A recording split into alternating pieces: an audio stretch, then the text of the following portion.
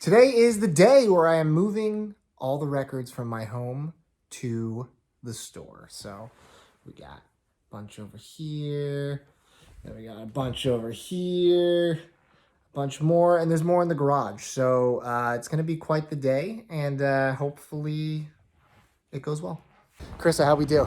I think we did it. We puzzled it in. You puzzled it. I just did the heavy lifting, but you made this masterpiece work. This is what a record store looks like before it's the store. Record store in a van. Record store in a van, which is a thing, I guess. Now it is. Now let's do the other hard part. Hey, Roland. Oh, that's not Roland. Nope. Hi, Rebecca. There he is. There's the boy. Is this for the website? This is for The web. Is this for your blog? This is for my blog. Say hi. Guys. For your MySpace. We're moving things. Are you sweating? I'm sweating. Hopefully you too. can't see it. You can see it. It's terrible. What's up, guys? As you saw from that little mini moving vlog, the records are in the store. Finally. I mean, most of them. There's still a few more I have to bring over, and I'm sure I'll buy more collections before the store opens. But that being said, the records have been migrated from my home, which has been it's just been inundated with records for months and months now. They are in the store, which is a great feeling. Shout out to Rebecca, Carissa, and Roland for such a good Herculean effort in bringing all the records over on that fated Sunday. But they made it. Everything's good, and now phase 2 begins, which is going to be building out all of the bins, which is a process for sure, but I do have some help with that, thankfully. I'm excited to show you guys the bins that I chose for the perimeter of the store. I will give a little tease right now. They're called LP bins, and if you've seen them online, they're pretty awesome. You can get them for your home if you want to do a swipe through, kind of like you own a record store. I think for my purposes, they are exactly what I want. My plan as of now is to put the good stuff on top and kind of maybe dollar bin stuff on the bottom. Since not everyone loves to dig on the bottom, so I don't want to make anything really important or exciting down there, just to make sure people who have like a bad back or whatever it may be don't feel like they're missing out on good records in the store. So that's my goal for that. I have another type of bin that I'm doing for an aisle in the middle of the store, but I just heard that they might not be showing up until around the time that I want to open. So please cross your fingers that timing works out and there's enough time to get them and build them before opening, because otherwise I would have to scramble to figure out a makeshift solution for one of the sections in the middle of the store. But that being said, a lot of building to come, a lot of figuring out where my sections are going to be, and I might do another video just talking to camera like this, talking about like how I should break up the genres of the sections. But this video is actually trying to remedy a different problem. So I'm probably not going to start pricing records until May, because as it gets closer to opening, which I will be announcing, I believe next week, the grand opening and what I have planned for it. I want to price them as it gets closest to the date of opening, because the prices just change so frequently. They go up and down depending on represses and aftermarket flux and flow. It's pretty crazy. So I'm trying to get it as close as possible to opening day. But this month is going to be building and planning and strategizing, and something that I'm really kind of confused about is the great price tag dilemma. So if you guys have been watching my channel for a while, you know I did a video called The Worst Things That Record Stores Do. And I love that video. It's one of my favorite ones I've done, and it's stuff I want to make sure that I do not do as an owner of a record store. The one thing that is interesting is the price tag dilemma, because as a consumer in the past, my philosophy was one-sided. It was, hey, store, don't put the price tag on the jacket. You're going to make it a pain in the ass to peel it off. You'll sometimes rip the jacket. You'll damage the jacket. It isn't worth it. It's not fair to a collector. That was my stance. But now, as a store owner, my stance has kind of added a second dimension to it. So I want to kind of share with you my thoughts on this, and you know, there's also an additional question afterwards that's not just about the price tag. I just want to get your opinion on what you guys want as consumers at a record store, but do me a favor. Put yourself in my shoes when you respond. So think about it as best as you can from the perspective of if you were a store owner, because everyone needs to be happy in this scenario. The consumer needs to be happy, but I need to be happy as well and make sure that I'm not running the risk of getting ripped off. So let me elaborate. Putting a price tag on the jacket is not going to happen. There are some price tags you can use that are easier to pull off than others, but I just don't want to risk it. The last thing I want is someone to take their record home, pull the price tag off, and there's a big white chunk missing from the jacket. That's just devastating, and if that could be avoided, that would be amazing. So what a lot of stores do is they put the records in an outer sleeve, and they put the price tag on the outer sleeve, and that seems like a pretty good solution, right? I don't know if it is.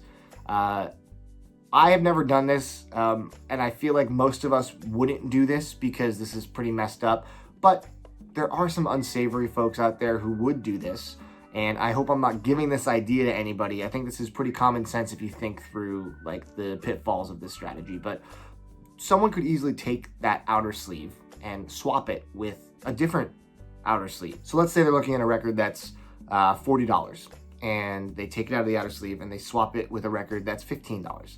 They bring it to the counter.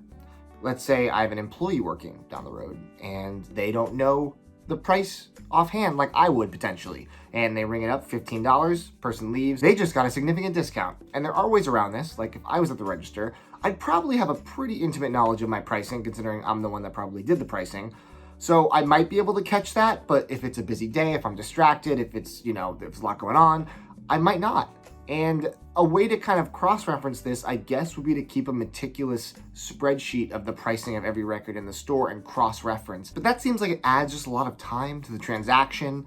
I don't know, for me, that process of taking the record, looking it up, confirming the price is right, you know, writing down the sale, it seems like it's making the person wait so long at the register for their transaction. Maybe I'm overthinking it. Again, this is a first retail venture for me. This to me is something that I want to figure out ASAP, because I want to figure out what kind of sleeves to get and how I'm going to be utilizing price stickers. I know there are some stores that swear by the resealable sleeves, the ones that you kind of have like the glue strip on the back and you can close them. For me, I hate those because first of all, they're paper thin and they often rip when you're taking records in and out, but also the glue residue when I'm pulling a record in or out of the sleeve will often just stick to the sleeve, and then that can rip the jacket itself, which is counterproductive to this whole process, right? So I don't really want to use those, even though that would probably make it easier to hear if someone in the store is ripping open a sleeve. But then again, people might rip open a sleeve to take a look at the condition of the record. So I almost feel like there's no winning here, and if you guys have thoughts on this, I would love to get as much information from you as possible, just because I don't know what to do. I don't know what the right move is, because I want to do right by the collector, but I don't want to get ripped off, especially if I'm not at the store and someone else is ringing someone up. So that's one question. The second question, which goes along with it, is, if any, what information do you want on the jacket when you're flipping through records? Because I go to record stores and I see all different styles of information presentation. So sometimes it's just a price sticker. Sometimes they have like a fat sticker with the album title, the artist name, and like a blurb about like the band's history. Sometimes they even put their own grading. I feel like I am intrigued by the idea of putting the band name, because sometimes jackets don't apparently have the band name on the front. You know, sometimes it's just an art piece on the front and you have to look at the spine.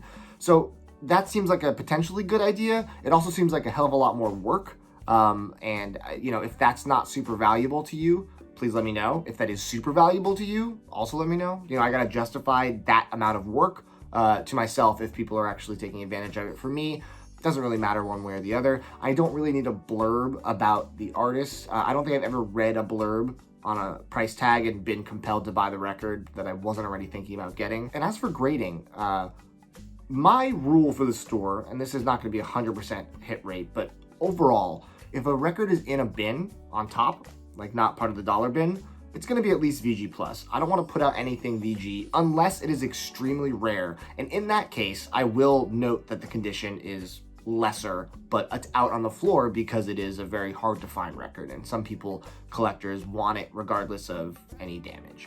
But usually VG+ for me is the minimum playable record for me, and I don't want to put anything in my store that's not playable for the consumer. So everything's going to be VG+, near mint, mint, whatever it may be, but those three are kind of in flux when it comes to how everyone views them themselves. So what is VG+ to me could be near mint to someone else, and vice versa. So that being said, I feel like grading them on a sticker is kind of pointless, because everyone will just judge their own grading when it comes to how it plays back, or if they pull it out and look at it, what it looks like. So that seems like a bit of a waste of time to me, but let me know. Again, that's an extra step that I think is pointless based on my philosophy of trying to put out only things that play through at a VG plus level or higher.